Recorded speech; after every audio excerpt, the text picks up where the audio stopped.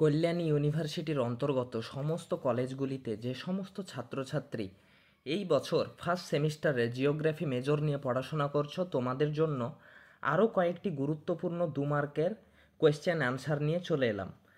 তো তোমরা ভিডিওটি প্রথম থেকে শেষ পর্যন্ত দেখো এবং তোমাদের এই পিডিএফটার পাসওয়ার্ড আমি ভিডিওর মাঝে যে কোনো একটা সময় বলে দেবো। তোমরা ভিডিওটা দেখো এবং আমি আজকে ক্লাসের মতো বুঝিয়ে দেওয়ার চেষ্টা করব, যাতে তোমরা ভাষাটা ভুলে গেলেও ছবির মাধ্যমে সেটা লিখে আসতে পারো।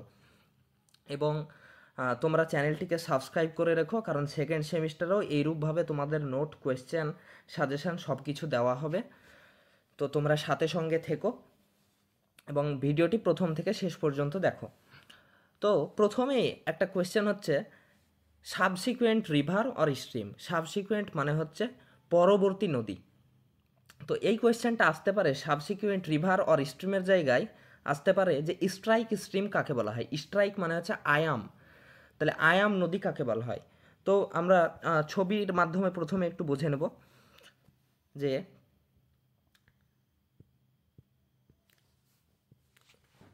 এই ছবিতে এটা হচ্ছে ভূমির ডিপ এবং এটা হচ্ছে স্ট্রাইক। তো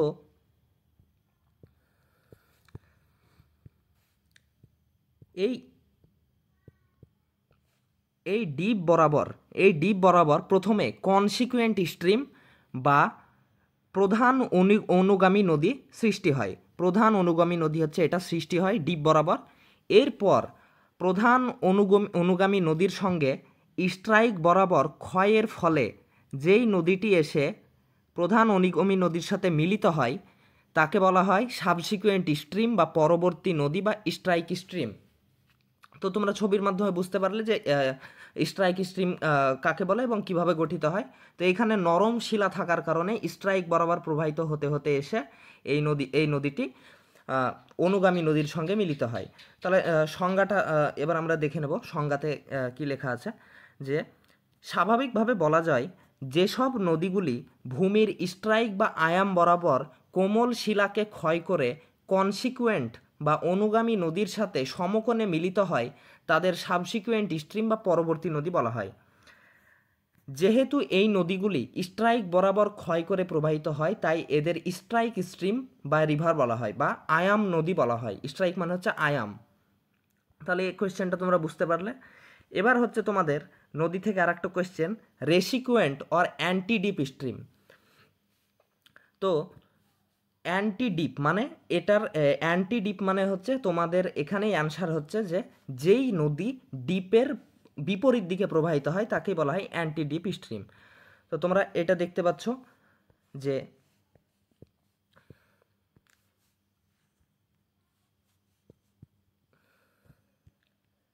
এইখানে এটা হচ্ছে ডিপ, এটা হচ্ছে ডিপ।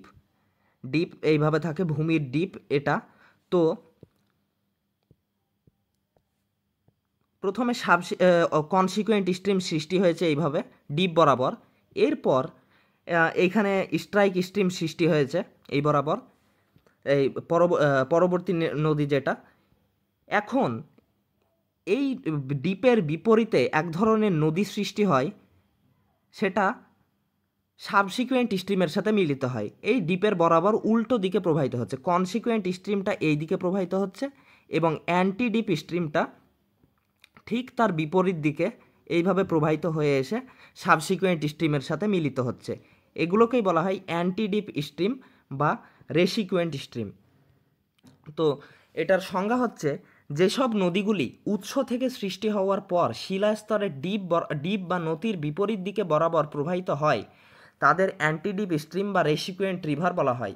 এই নদীগুলি সাধারণত কোনো সাবসিকুয়েন্ট স্ট্রিমের সাথে মিলিত হয়। তাহলে এই দুটো নদী থেকে থাকলো। এবার কনসিকুয়েন্ট স্ট্রিম কীভাবে কাকে বলে এটা তোমরা বুঝতেই পারছো। কনসিকুয়েন্ট স্ট্রিমটা যে যেই নদীগুলি ভূমির ডিপ বরাবর প্রবাহিত হয় তাদেরকে বলা হয় কনসিকুয়েন্ট স্ট্রিম, বা প্রাথমিক ঢাল বরাবর যেই নদীগুলি প্রবাহিত হয় তাকে বলা হয় কনসিকুয়েন্ট স্ট্রিম বা অনুগামী নদী। এরপর তোমাদের একটা কোয়েশ্চেন হচ্ছে প্লেট টেকটনিক থিওরি থেকে। প্লেট টেকটনিক থিওরি থেকে অনেকগুলো কোয়েশ্চেন আজকে রাখা হয়েছে। যে যদি প্লেট টেকটনিক থেকে কোনো কোয়েশ্চেন আসে তাহলে তোমরা সেটা অ্যাটেন্ড করতে পারো। তো প্লেট টেকটনিক থেকে কোয়েশ্চেনটা হচ্ছে ট্রিপল জাংশন কাকে বলা হয় বা ত্রিপাত সীমানা কাকে বলা হয়। তো এর সংজ্ঞাটা প্রথমে দেখে নাও, যে পাত সীমানা বরাবর দুটি অ্যাক্টিভ প্লেট এবং একটি ডিঅ্যাক্টিভ প্লেট পরস্পর একটি বিন্দুতে এসে মিলে যায় বা পরস্পর থেকে দূরে সরে যায় তাকে বলা হয় ট্রিপল জাংশন বা ত্রিপাত সীমানা। তো এর বৈশিষ্ট্য হচ্ছে ট্রিপল জাংশনে তিনটি প্লেট 120 ডিগ্রি কোণে এসে মিলিত হয়, 120 ডিগ্রি কোণে এসে তিনটে প্লেট মিলিত হয় দিয়ে 360 ডিগ্রি পূরণ করে। 2 নম্বর হচ্ছে এটি দেখতে ইংলিশ ওয়াই লেটারের মতো হয়ে থাকে। 3 নম্বর হচ্ছে ট্রিপল জাংশনে গঠনকারী, বিনাশকারী এবং নিরপেক্ষ 3 প্রকার পাত সীমান্তই থাকতে পারে। 4 নম্বর হচ্ছে ট্রিপল জাংশনে নিষ্ক্রিয় বা ডিঅ্যাক্টিভ প্লেটটিকে, একটি যেহেতু ডিঅ্যাক্টিভ প্লেট থাকে সেটিকে বলা হয় অল্কোগেন বা অল্কোজেন। তো এক্সাম্পল হিসাবে দেওয়া যায় দ্য গ্যালপোগাস ট্রিপল জাংশন, এটি নাজকা, কোকোজ এবং প্যাসিফিক প্লেটের মিলনে সৃষ্টি হয়েছে। তো এখানে তোমরা ছবিতে দেখতে পাচ্ছ যে এইটা হচ্ছে কোকোজ প্লেট, কোকোজ প্লেট। এইটা হচ্ছে প্যাসিফিক প্লেট, প্যাসিফিক প্লেট অনেক বড় প্লেট, এবং এই প্লেটটা হচ্ছে নাজকা প্লেট। তো এই তিনটে প্লেটের মিলনের ফলে এইখানে একটা ওয়াইয়ের মতো জায়গা সৃষ্টি হয়েছে, এইটাকে বলা হয় ট্রিপল জাংশন। যে এখানে তিনটে প্লেট, একদিকে প্যাসিফিক প্লেট, একদিকে কোকোজ প্লেট, আর একদিকে হচ্ছে নাজকা প্লেট, এই তিনটে প্লেট এসে ওয়াই অক্ষরের ন্যায় মিলিত হয়েছে, তাই একে বলা হয় ট্রিপল জাংশন। তো গ্যালপোগাস ট্রিপল জাংশন হচ্ছে একটা বিখ্যাত উদাহরণ ট্রিপল জাংশনের। তো এখানে আছে নর্থ আমেরিকান প্লেট, এখানে সাউথ আমেরিকান প্লেট, এই ছবিটা তোমরা দিতে পারো। এরপর তোমাদের কোয়েশ্চেন হচ্ছে ফিশার ইরাপশন ভলকানিজম বা বিদার অগ্নুৎপাত কাকে বলা হয়।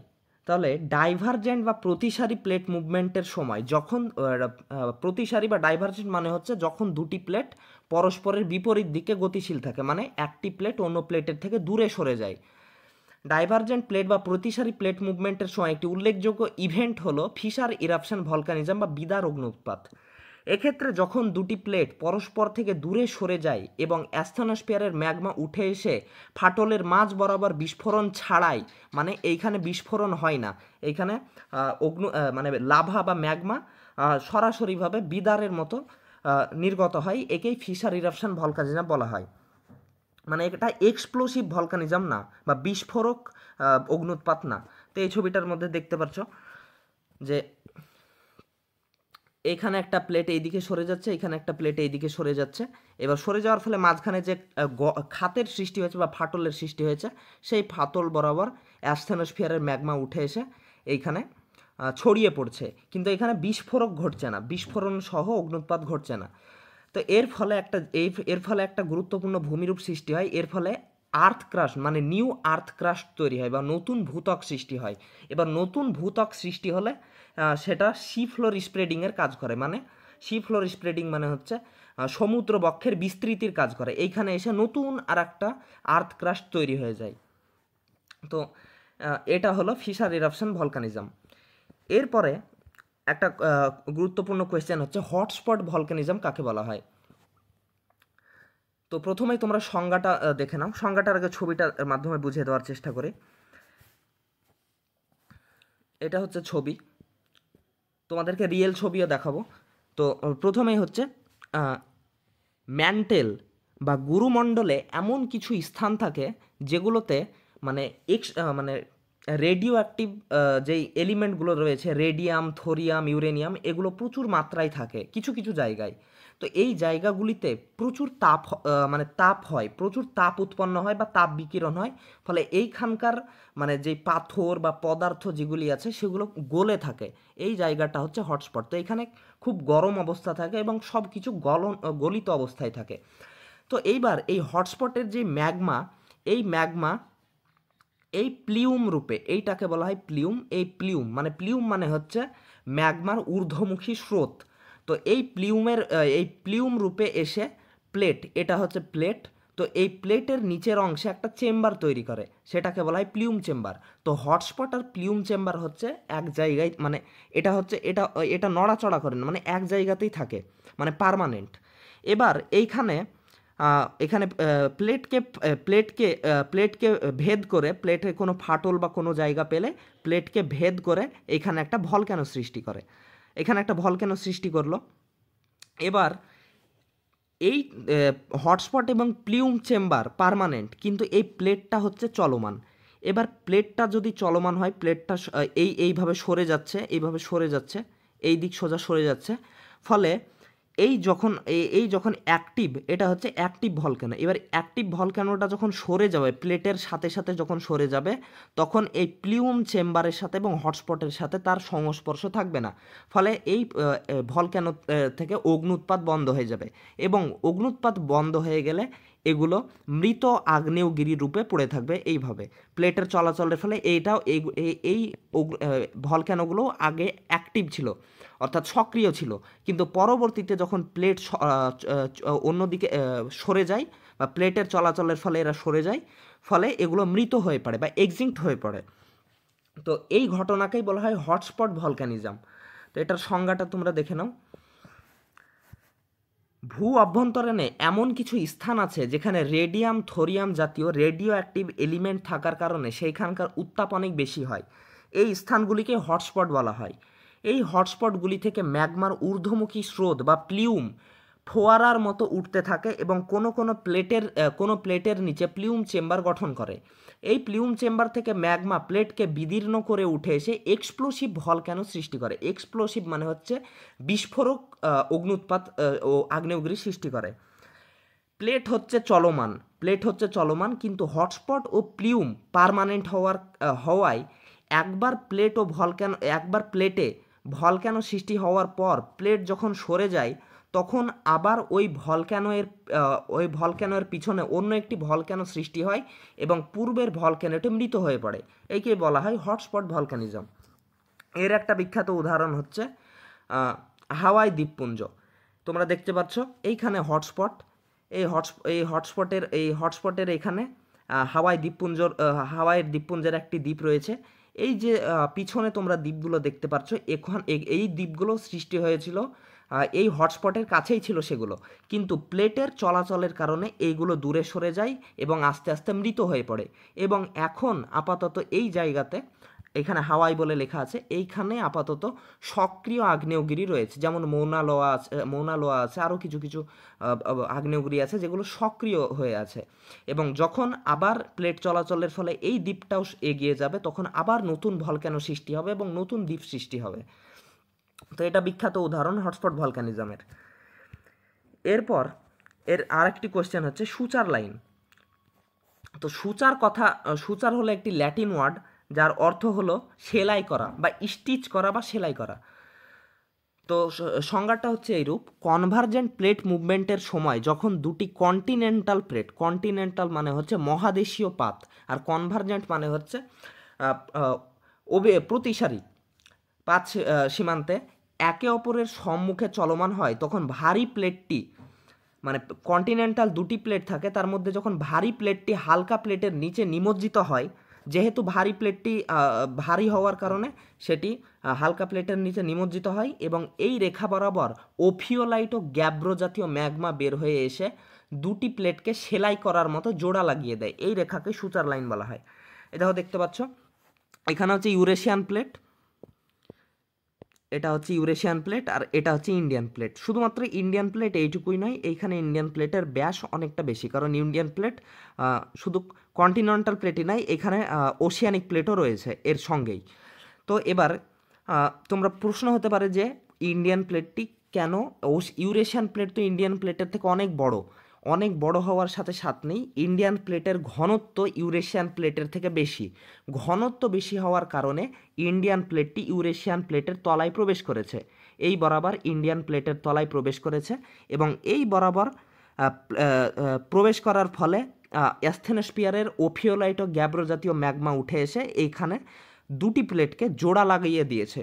মানে যখন ঠান্ডা হয়েছে সেই ম্যাগমা এইখানটাকে জোড়া লাগিয়ে দিয়েছে। এটাকেই বলা হয় ইন্ডাস সূচার লাইন। ইন্ডাস সূচার লাইন হচ্ছে সিন্ধু সূচার লাইন বলা হয়, এটা সিন্ধু নদের উপত্যকায় গঠিত, তাই ইন্ডাস সূচার লাইন নামে পরিচিত। তো এটা হলো সূচার লাইন। এরপর হচ্ছে ট্রান্সফর্ম ফল্ট। ট্রান্সফর্ম ফল্ট কাকে বলা হয়? ট্রান্সফর্ম প্লেট বাউন্ডারি বরাবর যখন দুটি প্লেট পরস্পরকে পাশ কাটিয়ে চলমান থাকে তখন ভূ আলোড়নের ফলে গভীর এবং দীর্ঘ যে স্ট্রাইক স্লিপ ফল্ট সৃষ্টি হয় বা আয়াম ফল্ট বা আয়াম চ্যুতি সৃষ্টি হয় তাকেই বলা হয় ট্রান্সফর্ম ফল্ট বলা হয়। এক্সাম্পল, নিউজিল্যান্ডের অ্যালপাইন ফল্ট যেটি প্যাসিফিক ও অস্ট্রেলিয়ান প্লেট বাউন্ডারিতে গঠিত হয়েছে। তো এখানে তোমরা ছবির মাধ্যমে বুঝে নাও, এটা হচ্ছে অস্ট্রেলিয়ান প্লেট আর এটা হচ্ছে প্যাসিফিক প্লেট। তো নিউজিল্যান্ড হচ্ছে একটা দেশের নাম। তো নিউজিল্যান্ডের অর্ধেক ভাগ মানে এই সাইডটা হচ্ছে অস্ট্রেলিয়ান প্লেটের মধ্যে এবং এই সাইডটা হচ্ছে প্যাসিফিক প্লেটের মধ্যে, মানে একটি দেশ দুটি প্লেটের মধ্যে ভাগ রয়েছে। এবার অস্ট্রেলিয়ান প্লেট এই বরাবর চলাচল করে এবং প্যাসিফিক প্লেট এই বরাবর চলাচল করে, দুজনকে সংঘর্ষ করে না কিন্তু চলাচল করে, এবং দুজনের বিপরীত মুখে চলাচলের ফলে এইখানে এই বরাবর যেই ফল্ট সৃষ্টি হয়েছে বা চ্যুতি সৃষ্টি হয়েছে এটাকেই বলা হয় ট্রান্সফর্ম ফল্ট এবং এই ফল্টের নাম হচ্ছে অ্যালপাইন ফল্ট। তো তোমরা এই ছবির মাধ্যমে দেখে নিলে যে অ্যালপাইন ফল্ট কোথায় অবস্থিত এবং কিভাবে হয়।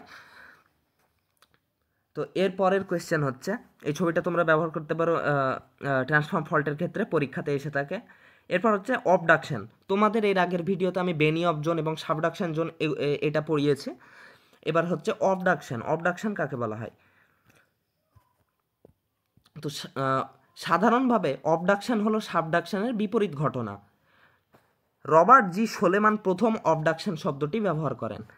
তার অবডাকশন কাকে বলা হয়? কনভার্জেন্ট প্লেট মুভমেন্টের কারণে, মানে যখন দুটি প্লেট একে অপরের দিকে গতিশীল থাকে তো সেই সময় কোনো ক্ষেত্রে হেভি প্লেটটি মানে ভারী প্লেটটি লাইট প্লেট বা হালকা প্লেটের তলায় প্রবেশ করার জায়গায় উপরে উঠে যায় এবং লাইট প্লেটটি অ্যাস্থেনোস্ফিয়ারে নিমজ্জিত হয়।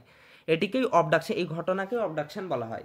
তো সাধারণভাবে কি হয়? সাধারণভাবে হয় যে যখন ভারী প্লেটটি এবং হালকা প্লেটটি যায় তখন ভারী প্লেটটি অ্যাস্থেনোস্ফিয়ারের তলে প্রবেশ করে এবং হালকা প্লেটটি ভারী প্লেটের তলায় উপরে উঠে যায়। কিন্তু এক্ষেত্রে উল্টো হয়। এক্ষেত্রে হয় এটা হচ্ছে লাইট প্লেট, এটা হচ্ছে লাইট প্লেট আর এটা হচ্ছে হেভি প্লেট, দুটোই দুজনের দিকে গতিশীল। এই মুহূর্তে কোনো ক্ষেত্রে কি হয়, লাইট প্লেটটি এইভাবে ভারী প্লেটের তলায় প্রবেশ করে অ্যাস্থেনোস্ফিয়ারে নিমজ্জিত হয় এবং এবং ভারী প্লেটটি লাইট প্লেটের উপরে উঠে যায়। এই ঘটনাকে বলা হয় অবডাকশন। কিন্তু সাধারণভাবে সাবডাকশনের ক্ষেত্রে কি হতো? সাবডাকশনের ক্ষেত্রে হতো যে হেভি প্লেটটি লাইট প্লেটের তলায় প্রবেশ করে এইভাবে নিমজ্জিত হতো, কিন্তু এখানে উল্টো ঘটনা ঘটে। এই কারণে এটিকে অবডাকশন বলা হয়, যেটি সাবডাকশনের বিপরীত ঘটনা। এর পরের কোয়েশ্চেন হচ্ছে গ্র্যাভিটি অ্যানোমালি আর বোগার অ্যানোমালি কাকে বলা হয়? তো এগুলো হচ্ছে সংজ্ঞামূলক কোয়েশ্চেন, এগুলো তোমরা সংজ্ঞামূলকভাবে মুখস্থ করে নেবে।